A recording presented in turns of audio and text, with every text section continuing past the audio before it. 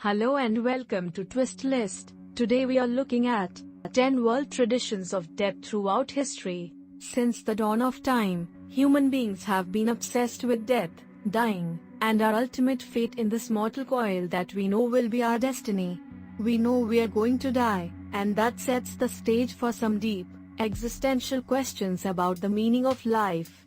One of the outgrowths of this is our morbid fascination with death. It is because of this that we've been practicing funerary rites and death parades since time immemorial. The Danse Macabre, French for Dance of Death, is an artistic and literary movement that celebrated the universality of death.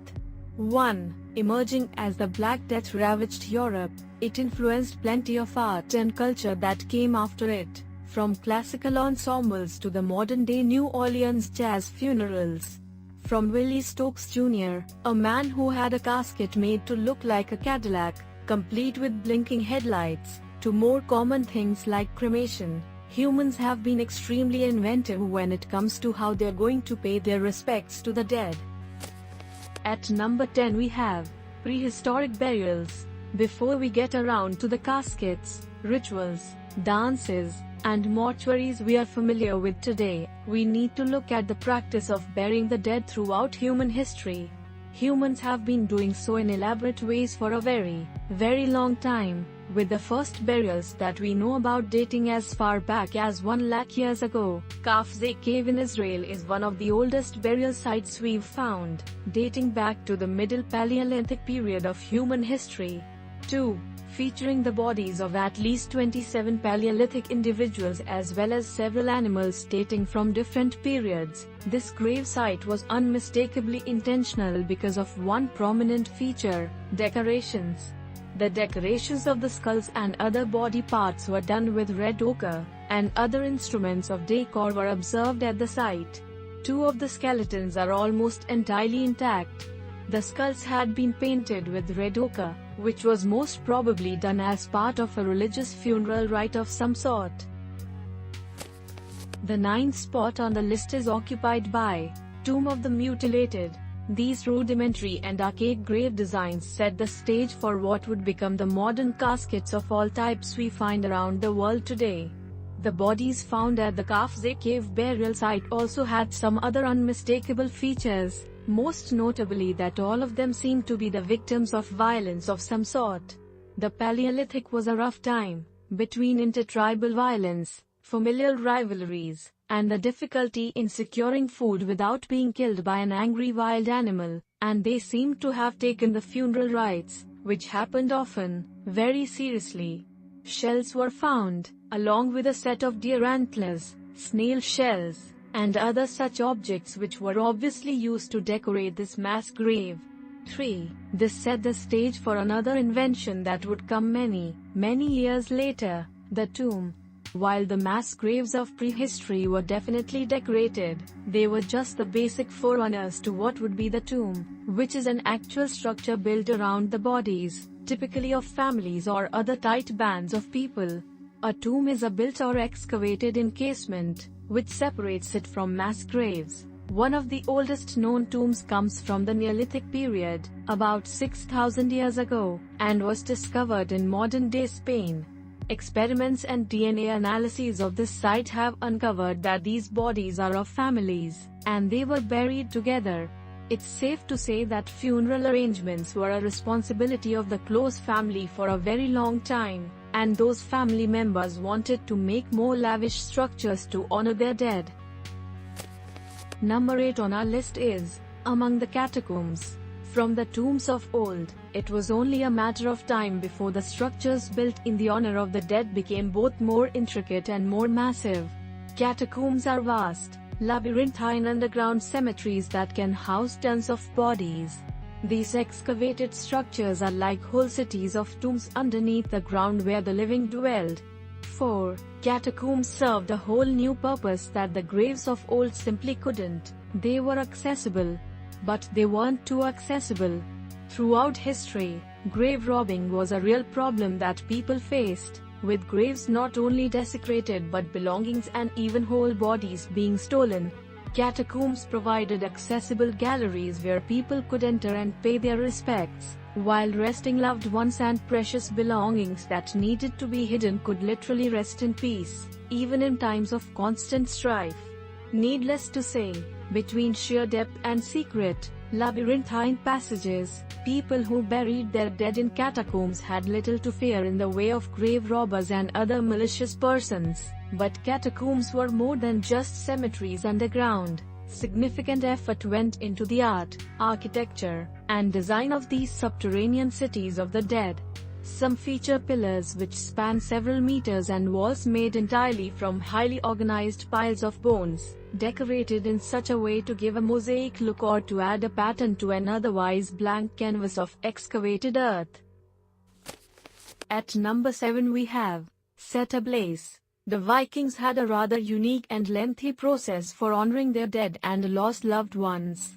For high-status members of Viking society, they would place the dead atop a ship and sail them off into the seas and into eternity. Often, the Vikings would set the ship ablaze before pushing it off into the water so that the flames would burn the bodies up and distribute them into the air.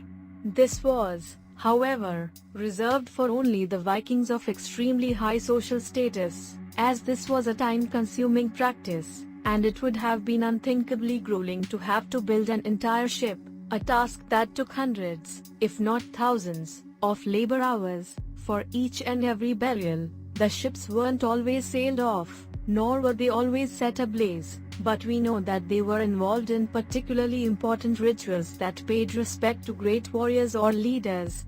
The Osberg ship is a Viking vessel found buried on land. The remains of the ship were found near Oslo, Norway, right after the discovery of a similar ship. Both were buried into hills or mounds. Carbon dating places the Osberg ship around the early 1200s, the height of the Viking era. The ship is tremendously well preserved, with the skeletons of 2 women, one in her 80s and the other in her 50s, found alongside 2 axes that were also extremely well preserved. 5. The ship itself has been put out on display at the University of Oslo, along with its contents. Number 6 on the list is Burials of the Black Death. During the Black Death in the 1340s and 1350s, bodies were piling up in the streets, and the dead were quickly becoming innumerable. The plague was so deadly that between 30 and 60% of Europeans died.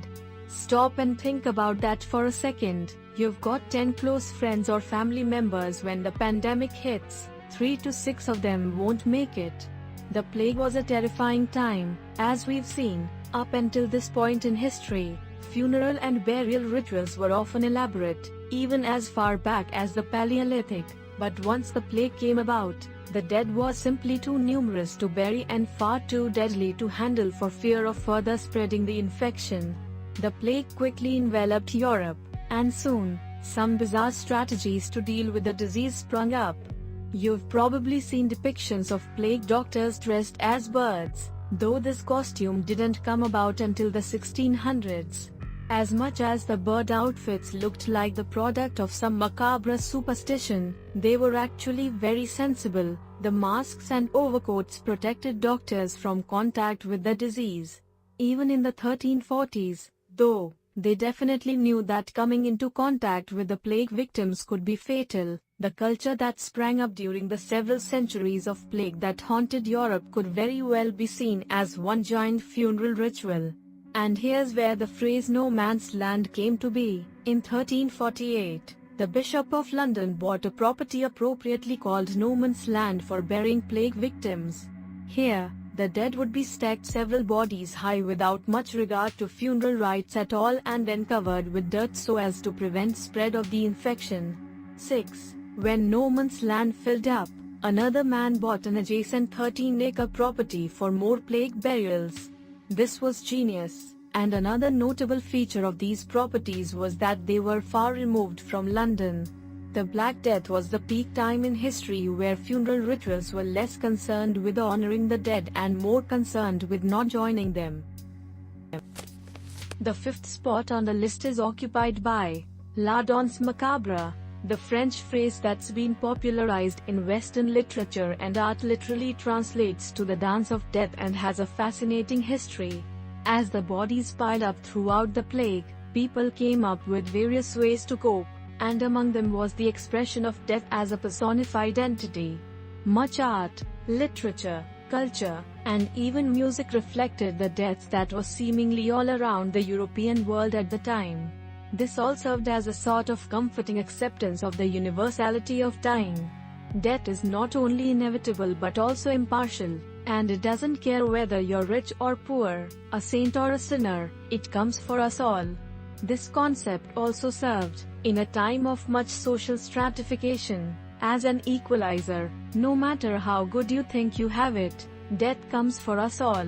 But make no mistake, La Danse Macabre was certainly more than just a tradition of interesting-looking art. It was a tradition that, in the personification of death, helped with the grieving process for those who'd lost friends and loved ones. What seemed like grim, dark relics of history were actually, at the time, expressions of life and death both, much of which was intended to be comedic.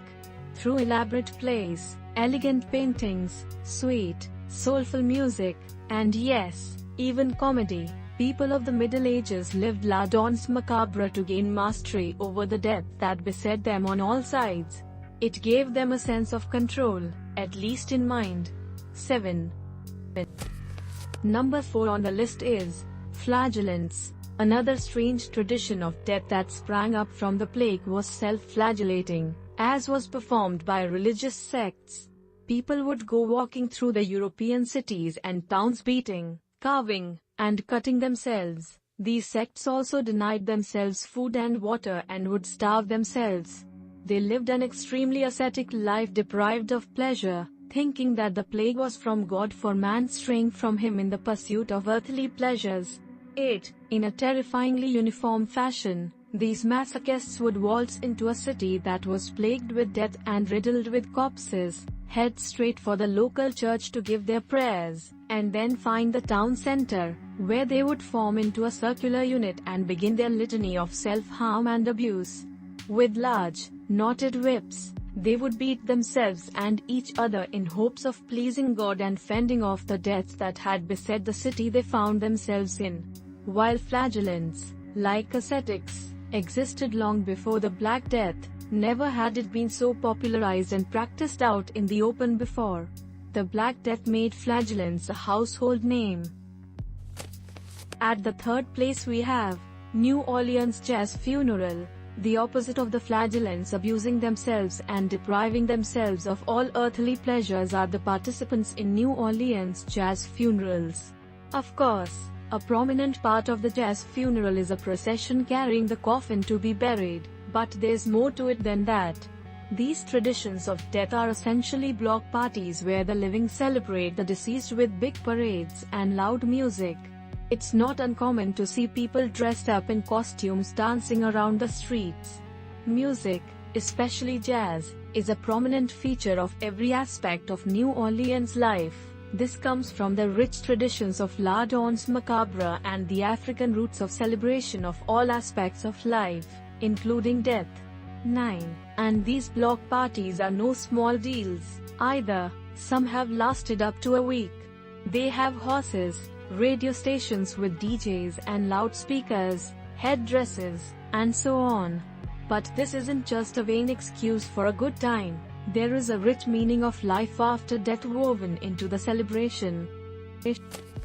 At the second spot is Dead Friends. On the Indonesian island of Sulawesi, there is a bizarre custom, to those in the Western world, at least, where the participants actually develop a relationship with the dead, their deceased friends and loved ones, in a festival called the Manene. This tradition tells its followers to exhume the buried corpses of those they care about and treat them like living human beings. Every 3 years, they dig up their dead and then proceed to bathe them, clothe them, carry them around wherever they go, and generally live with them, at least for a little while. 10. The mummified cadavers are made to resemble the dead person's appearance in life, at least as much as possible. This highly formalized event isn't something new. It's been with the Torajan culture for hundreds of years. While not many people practice this today, it's referred to as the way of the ancients. And finally, at number 1, death in the space age. It was only a matter of time before the human race and its fascination with death and the tradition surrounding it went high-tech. Enter burial in the space age.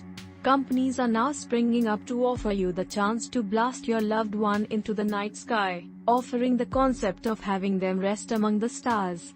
In this process, the person's remains are cremated and then sent outside of the Earth's atmosphere for a true outer space burial tradition. This idea doesn't come without options. You can choose if you want your loved one to enter space and then return to Earth, go into Earth orbit or land on the Moon, or even be launched into deep space. 11. Those whose ashes are orbiting the Earth could be said to be looking down upon us, but more than becoming a cremated pile of resting remains in space is offered. You can also choose to have the DNA of your loved one sent into deep space, presumably in hopes that some life form may inherit it and that somehow, the most fundamental unit of your loved one will integrate it into an alien society or perhaps will merge with other building blocks of life and start a completely new race. At present, space burials are relatively new, having started in the 1990s, so the question looms as to what will happen to them and how we will look back on them in the future. Will they be bizarre, almost superstitious practices like flagellation to ward off constant sickness and death? Or might we be onto something a bit more progressive and nuanced? Like all of the items on this list, time will tell, and as humankind progresses further into the future, so, too, will our desire to honor our loved ones with elaborate traditions. I like to write about dark stuff, the macabre, death, history, and philosophy. I'm still running murder workers, horror and all things creepy, as well as serial killer memes, beautifully disturbed and more. This will be shared on those pages, hopefully bringing readership. Thanks for watching. If you enjoyed this video and would like to see more, then please hit the subscribe button.